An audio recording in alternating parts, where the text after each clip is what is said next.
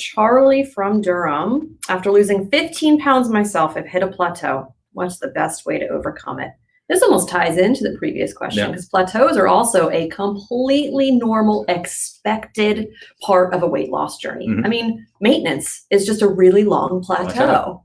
That's exactly what it is. That's it. We're aiming for a plateau, that's right, you know. So the 15 pounds, congratulations. I'll say with that. That's awesome, Charlie. I know it can be frustrating to lose weight, kind of be on a roll, and then feel like everything kind of came to a grinding halt.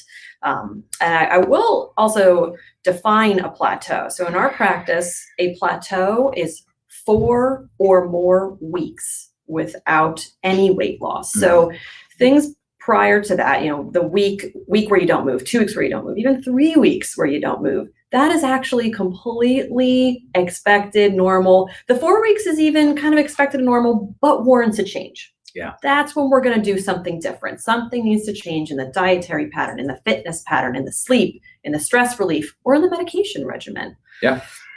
So what would you say after 15 pounds? Yeah. Charlie said it's normal, like Michelle says, and your body memorizes.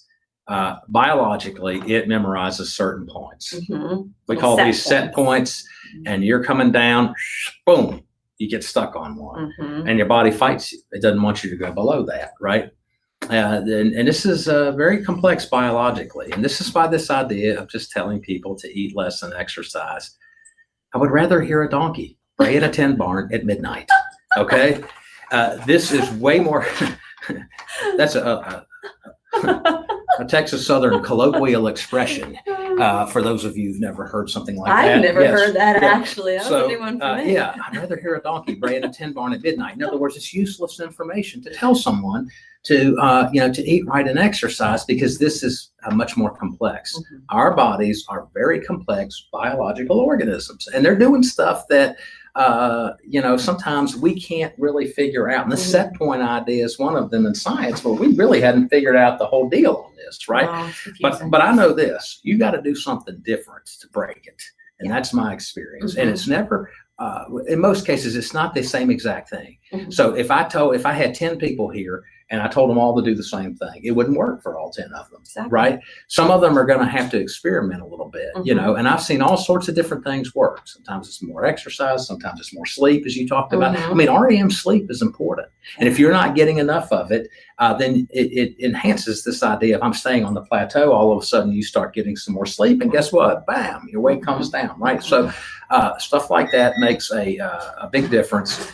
So again, it could be more exercise, it could be more sleep, it could be less food, it could be maybe playing around with the macronutrient ratios, maybe going on an intermittent fast regimen.